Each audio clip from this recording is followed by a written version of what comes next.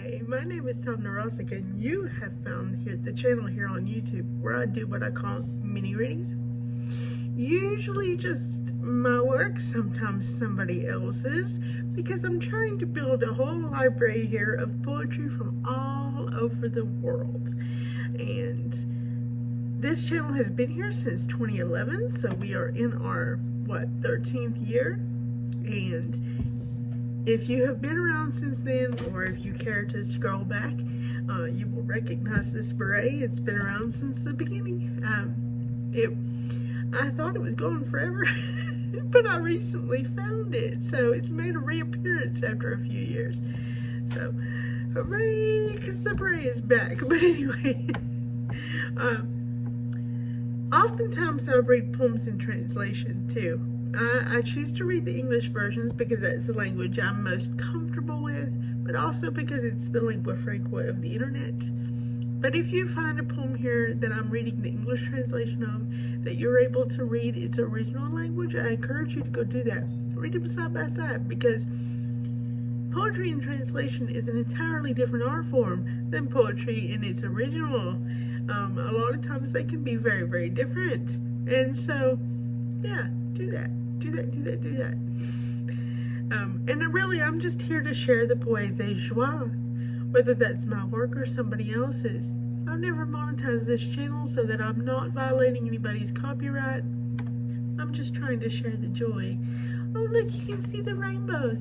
I recently bought myself one of those rainbow maker sun catcher thingies, and hung it up it's hanging up outside, but it's in the kitchen window, so you can see the rainbows inside, and so that's an added little joy. I love rainbows, and I live in a rainforest, so we get to see a lot of them if the weather is just right. But I decided that I would like to have them every time we have a sunny day too, so I got me one of those rainbow maker sun catchers. I will have to restring it with fishing line in a year or so, though, because that string that it came on,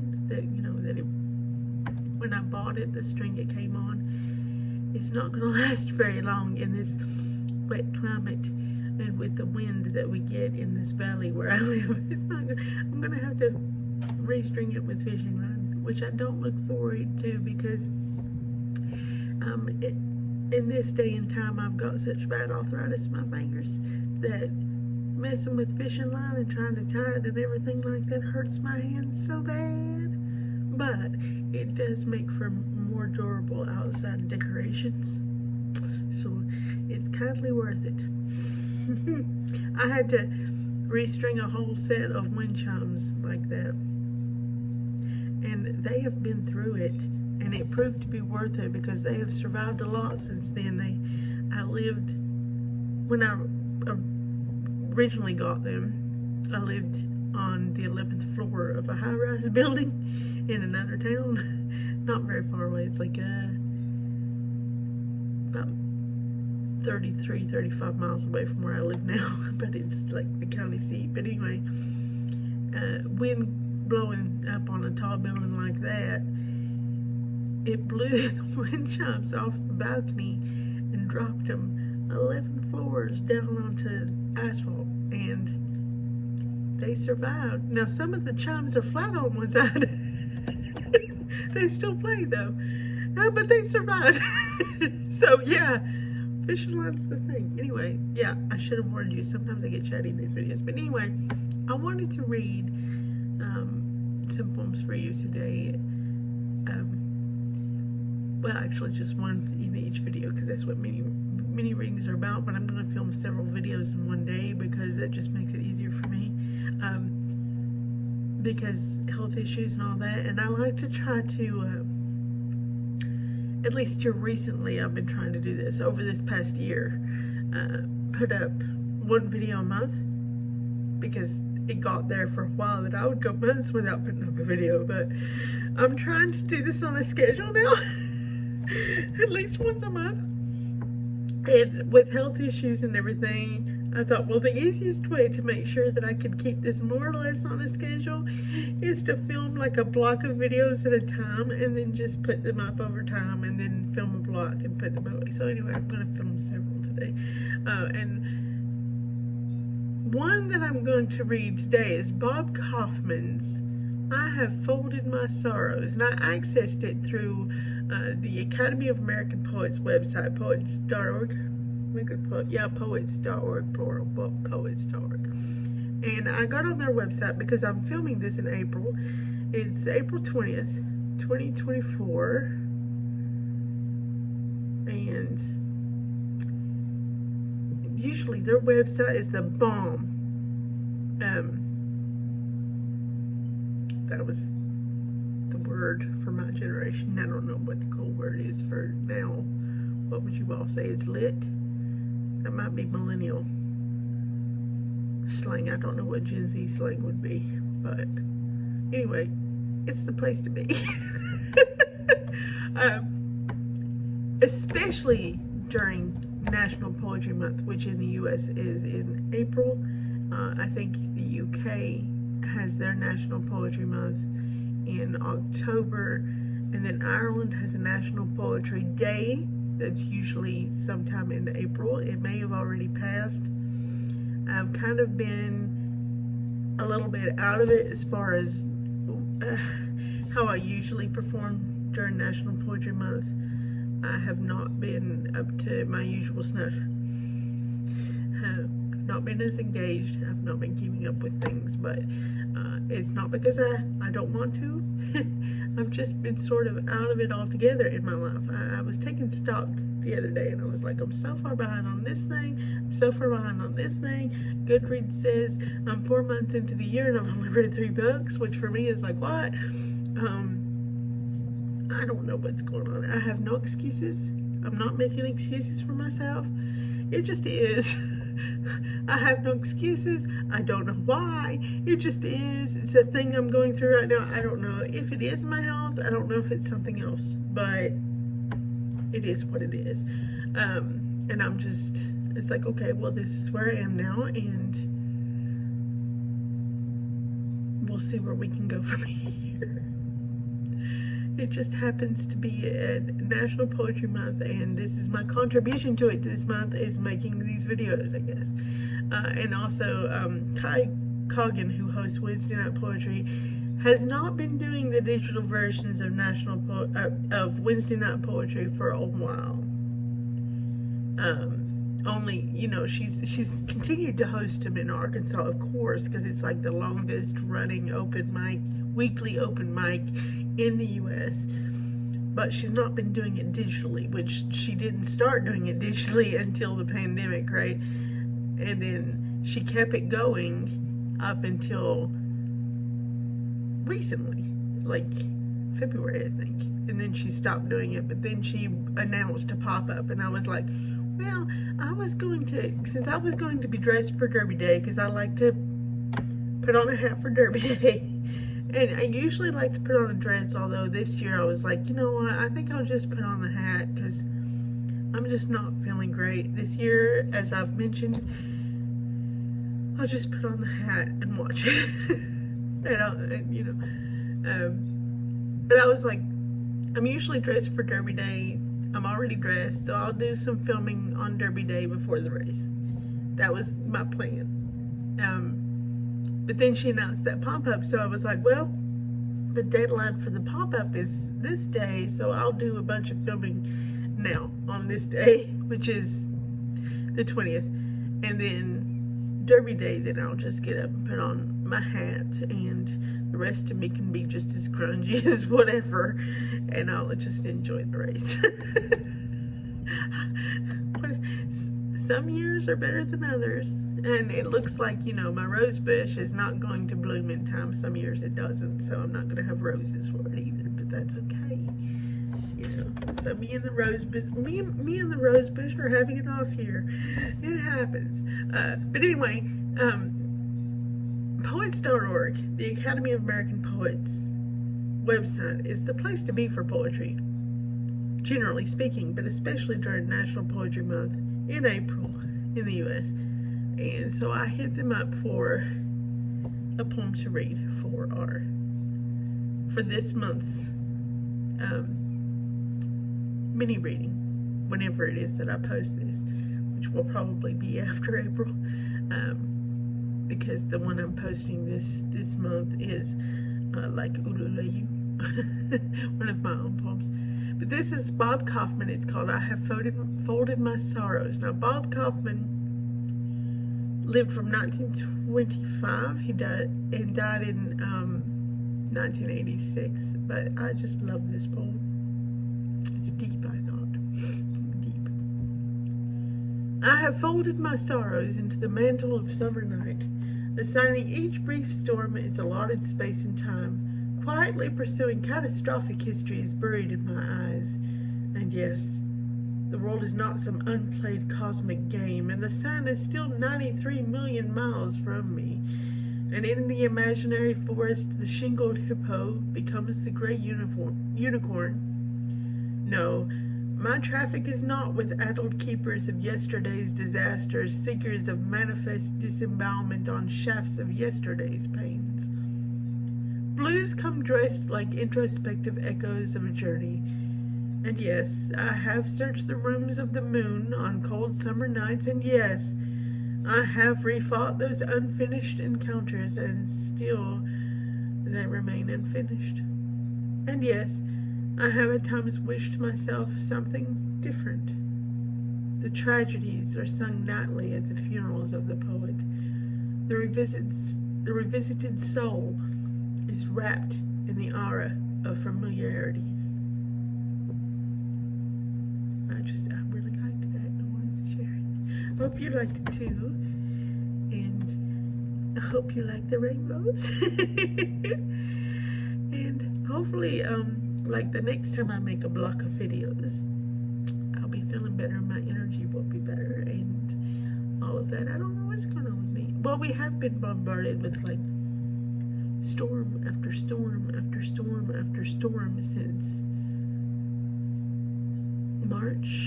mid-March. It's been unrelenting, and that's really hard on me, on my body, because with my chronic issues and my arthritis and all that, and the worse that becomes over time. I'm really sensitive to the barometer, like when the barometer drops, and so when storms roll through, that's hard on me.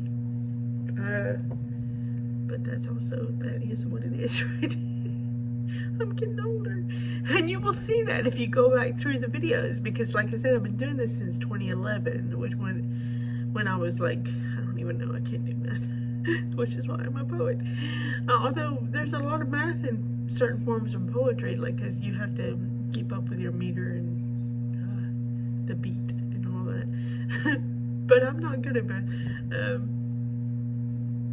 But I was a lot younger when I started this channel. I was in my early 30s.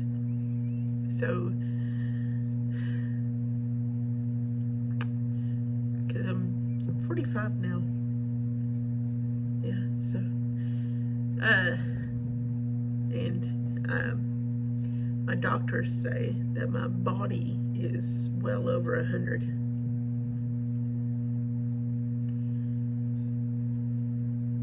Because complications of, I was born with a disability, and then as I get older, the complications of that and what it's done to my bones, and of course hard living because I didn't treat my body nice. I was always pushing my limitations so that I could, because I was raised with the doctors always giving me an expiration date, which I have surpassed all the expiration dates, and I'm still going multiple times over, but they always held this expiration date over me, so I was always pushing to get as much done as I possibly could before the expiration date, right? So hard living on my body, knowing that it was fragile anyway, and I was always pushing, so that helped. So now that I'm getting older, and well, I'm paying for every fall I ever fell. Let's just put it that way. But that's okay. mean, it's not really, it hurts a lot, but in a sense it's okay, because I did accomplish a lot more than anybody, including myself, ever thought that I would. And when I look back, I mean, there's very little that I can do now. I spend more days in bed than I am able to get out of it. Like, I'm being perfectly honest, and I know you all are probably like, we're here for the joy of poetry, not for your rainy day complaints. But when I look back on my life, I can say, well, when I was able to do, I did. And I did just as hard as I could do. I mean, I can look back and say there's no way I could have possibly done more, because I pushed it hard. So on those days when I'm laying in bed staring at the ceiling at my little rainbows, because that's all I can do,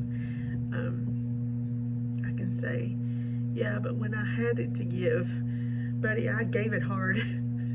And that's a comfort. That's a comfort. And really, isn't that what most people want to be able to do when they get to the point where they can't anymore? They want to be able to look back and say, yeah, but I did it when I could.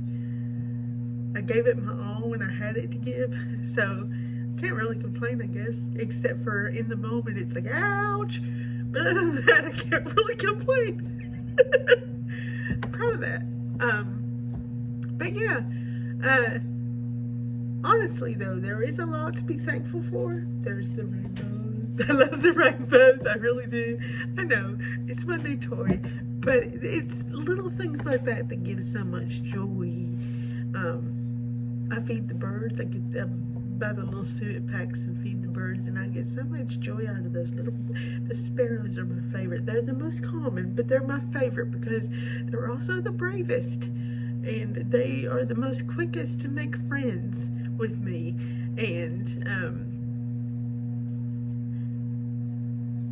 you know, and just learning about all the different species of birds here locally, the ones that are supposed to be here, the native birds, and also the imports that are kind of like pest birds and bully birds for the locals. It's fun to learn about them all, and blue skies, and well, the rain is nice because it's doing a good job, even if it does hurt me. I used to love the rain. I used to love to stand out and dance in it even. I used to love to dance. Dancing was one of my favorite things. I used to be, I mean, not a professional. I was never a professional because being disabled, and in my generation, I was busy fighting the civil rights battle for disabled people, like the Americans with Disabilities Act didn't even pass till I was 11, and I was part of that civil rights fight. I was part of that. So I didn't have the opportunities to go and learn, to go to a studio and learn how to dance. They wouldn't have let me within 400 feet of a dance studio. I was fortunate just to be allowed to go to school with able-bodied children and not have to go to school with children with mental disabilities. I don't know what the acceptable term is now because that changes every generation. I don't mean to offend anybody. But like, I loved to dance though, and I used to belly dance. As it was physical therapy for me, because it was the best form of physical therapy that I could find that worked for my body. But it was also joy. So it was just a personal thing that I would do, and I enjoyed it so much. So I would go out and dance in the rain when the thunderstorm would come and stuff like that. But now it just causes me so much pain, but I still appreciate the rain, you know. And I appreciate my pretty house and all the people that helped build it. Well, it's an apartment, but I appreciated all the people that helped build it and decorate it so that it's to my specs and I like it. And it's got so much interesting things, like when you're stuck in bed and all you can do is like look around you, there's plenty of interesting stuff to look at. There's even so much texture to the walls so that you're never really looking at the same wall twice, because you can look at that same wall and find something new every time because there's so much texture to it. I mean, they worked really hard to make sure that every little aspect of this place would be so interesting for me, because they knew I would be spending so much time stuck in here and not able to go anywhere else, because at this point I'm housebound, and just laying there or sitting there in one spot for hours just looking at, you know. So they were like, let's make it all really interesting, and I'm so thankful for that. And it really is the little things that make all the difference in the world. Oh, an orange, yeah, good piece of meat. I'm sorry if that offends vegans, but I like a good piece of meat every once in a while. I mean, I don't have to have one every day, but yum, yum, yum. It's the little things that make all the difference. It really does. And it's those things that I think people really need to learn to appreciate the most. And I think the pandemic went a long way with giving people a window to pause and learn to appreciate those things if they took it. But anyway, and I think poetry is a good avenue to teach you that too, because a lot of times that's what poetry zooms in on, is those little things that people often miss because they're so busy. They're busy zooming here to there and whatever. Because when you're able to go and you're busy going, you tend to miss that little blade of grass with a drop of water on it that's so pretty or so prescient. Actually, that's really, when I think of a blade of grass with a drop of water on it, that expresses so much emotion to me, actually. See? And that's really what poetry does. It makes you stop and appreciate these little things that you tend to miss. But really, poetry is the emotional history of humankind. If we didn't have poetry, because you can sit down and read a history book and you get facts of history, maybe that's questionable because history tends to be written by the victors, but you get some facts of history, we'll put it that way. But when you sit down and you read the poetry that comes from all these different cultures around the world, you learn the emotional history of humankind, what they felt over time through all the different ages. Wow, you know, that's what blows my mind. That's what I like to share on this channel. So please go back through all the videos. There's over 100 videos on this channel now, and they're from all over the world, and I'm still working on expanding that because there's so many more cultures I could get to and so many more poets, you know. Explore.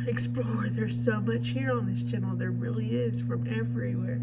Explore. Find a poet that just really touches you, and then go, I'm gonna read more of their stuff. I'm gonna read more of the poems from the culture that they're from. I'm gonna read, you know, more about the historical background that they came from, and get the whole picture, because context really is everything.